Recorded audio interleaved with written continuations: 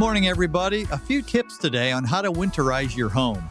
You know, this is that time of year. The leaves have fallen. We're through our peak season with the leaves, and our thoughts turn to hibernation, more or less, right? We stay in our houses. We don't get out as much. But one thing that's really important is to prepare your house for winter. It might already be there, but I have 5 tips, maybe even a bonus tip for you today on how to prepare your house for the winter the best that you can. Number 1, look around the outside, and if there's any faucets you have that have hoses attached to them, remove the hoses. One of the biggest problems we see on inspections is where people left their hoses on and let's back up a little bit. First of all, a lot of modern faucets are frost-free, anti-siphon type faucets. And the purpose of those is when you shut the water off, it will drain back usually about 12 inches. And so there won't be any water in the part that's near or at the exterior. And the purpose of that is so it won't freeze and split your pipe. Well, the problem is if you have a hose on that one and you don't disconnect it, you're not going to get that natural drain back away from the exterior. So now you've got water trapped in that part that's near the exterior. And especially when ice thaws, it expands, and that can split your pipe and create leaks in the house that are just hard to detect. And maybe they won't even show up until you hook a hose onto it next spring to water your grass, your flowers, or anything. So one tip, very important, go around, remove all your hoses. Now, some people say you need to insulate your faucets.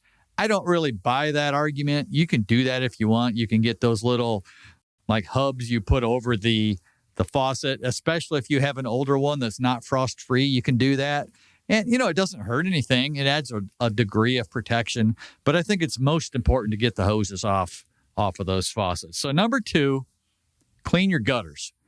Gutters, especially through the fall, especially if you have large trees around, are going to collect a lot of debris and leaves. Even if you have gutter guards or gutter helmets on it, you can still get debris in there. And what that does is if you don't clean those out, we get rain, it fills them up, it doesn't drain properly, and then it freezes. And then it even creates a bigger problem. You get too much ice in your gutters, they can even break, they can come apart, it can create more leaks. And anytime you have water dumping near the foundation, it's a recipe for or an invitation for water into the basement.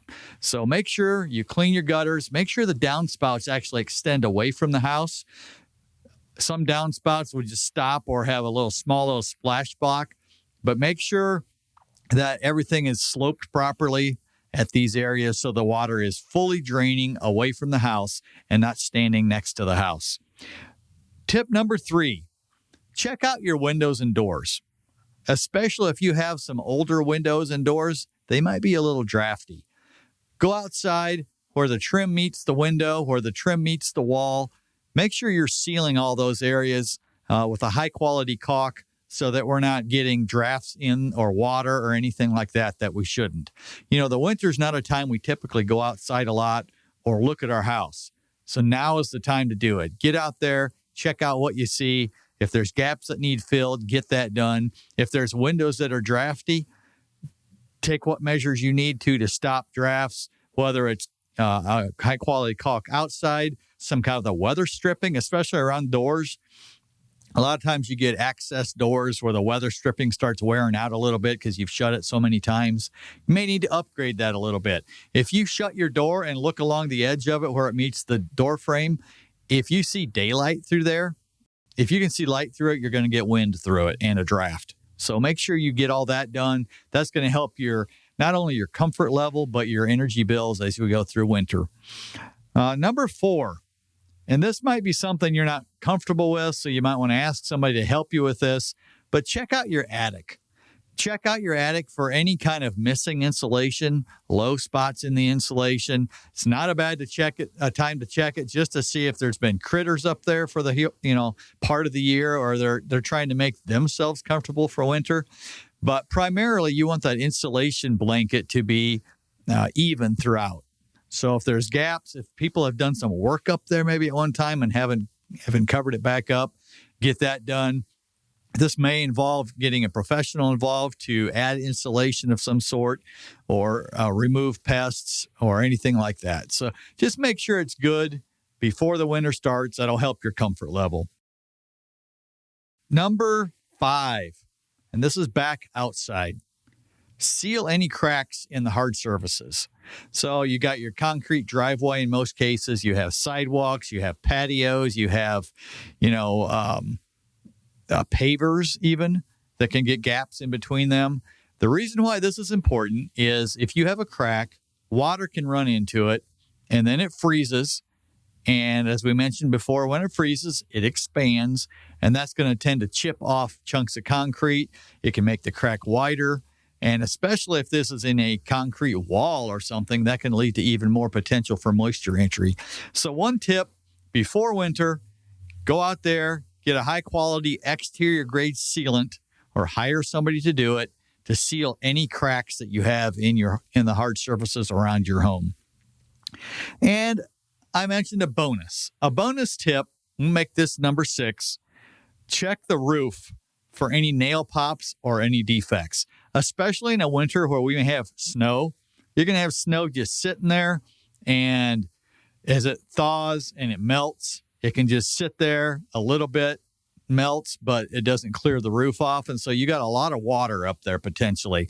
If you have exposed nails, if you have torn shingles, if you have missing shingles, if you just have a low spot in the roof because there have been some rotted sheeting, you need to get up there and get that taken care of now. Or what can happen is throughout the course of the winter, you don't notice it. It's slowly seeping into the attic, and all of a sudden you have stains on your ceiling, and that's just creating an uncomfortable situation where you're going to have to replace the drywall.